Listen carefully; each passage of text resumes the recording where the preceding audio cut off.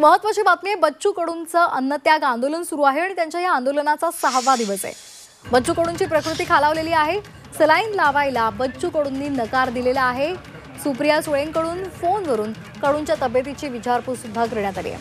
बच्चू कडू हे गेल्या 6 दिवसांपासून शेतकऱ्यांची संपूर्ण कर्जमाफी व्हावी आणि दिव्यांगांना 6000 रुपये मानधन द्यावं यासह 17 मागण्यांसाठी अमरावतीच्या गुरुकुंज मोझरी येथे अन्नत्याग आंदोलन केलं जात आहे। मात्र गेल्या 6 दिवसांपासून हे आंदोलन सुरू आहे। बच्चू कडू यांनी अन्नाचा कण सुद्धा घेतलेला नाहीये आणि त्यामुळे त्यांची प्रकृती खालावत चालली आहे।